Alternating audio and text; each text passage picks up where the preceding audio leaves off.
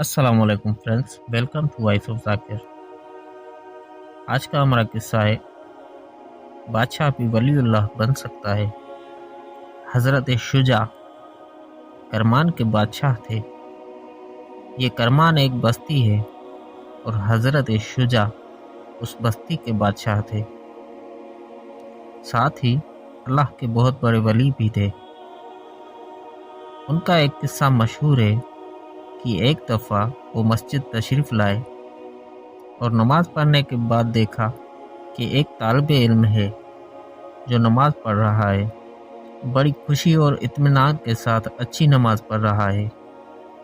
तो बादशाह का दिल अंदर से कहने लगा कि ये तालिब इल्म जो इतनी शानदार नमाज़ पढ़ रहा है, ये इस काबिल है कि मैं इसको अपना दामाद बना लूँ।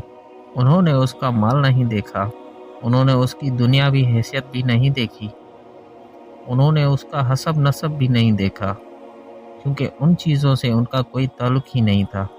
तो वो तालिब इल्म जैसे ही नमाज से फारिग हुआ, उन्होंने अपने वज़ीर को हुक्म दिया कि जाओ और जाकर उस तालिब इल्म को बुला लाओ। वज़ीर ने जाकर उसको बुलाया। वज़ीर के बुलाने पर वो तालिब इल्म डर गया कि बादशाह बुला रहे हैं, पता नहीं क्या बात है। वो डरते कांपते हुए आया। मालूम नहीं मेरे से क्या खता हो गई, और क्या पता कोई ऐसा सवाल पूछ लिया जाए जिसका मेरे पास जवाब ना हो। जब वो हाजिर हुआ तो बादशाह ने उसे बिठाया और बिठाने के बाद कहा कि मैं तुमसे एक बात कहना चाहता हूँ।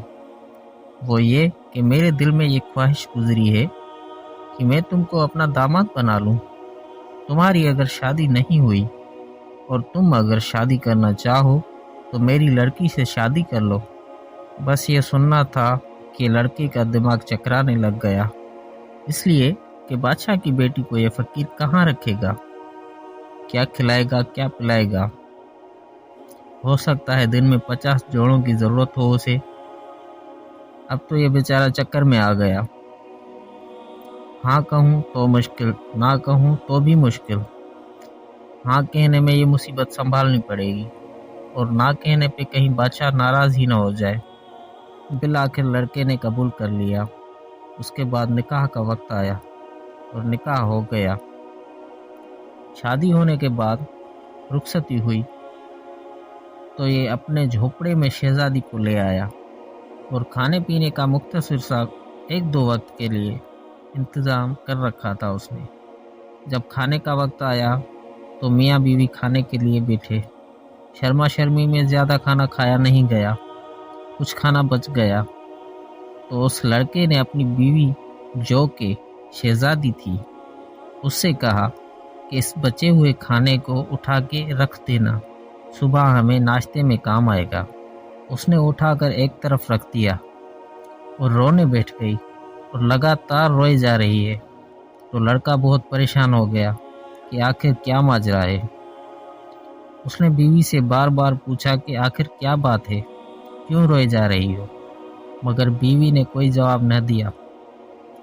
तो लड़के ने कहा, मैंने पहले ही ये सोचा था कि महलों की शहजादी मेरे झोपड़े में कैसे रहेगी और हमारा रूखा सूखा खाना कैसे खाएगी।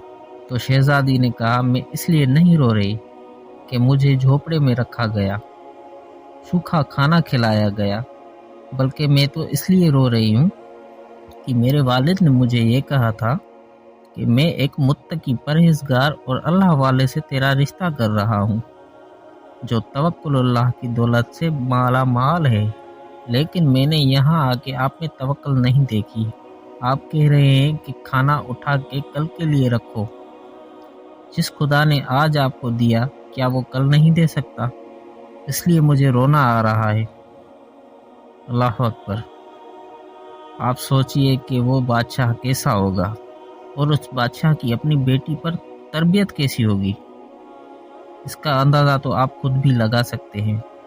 ऐसी तवक्कुल, ऐसा अल्लाह पर यकीन तो सिर्फ वलीउल्लाह के पास होता है। इससे मालूम हुआ कि एक आदमी बादशाह होते हुए खुदा का वली भी हो सकता है। शहजादी खुदा की वली हो सकती है, शहजादा खुदा का वली हो सकता है। معلوم ہوا کہ اللہ تک پہنچنے کے لیے ہزاروں راستے ہیں، جس راستے سے چاہے آدمی پہنچ سکتا ہے، کوئی چیز اسے اللہ تک پہنچنے سے روک نہیں سکتی، جیسا کہ آپ کو یہ مثالیں بتا رہی ہیں۔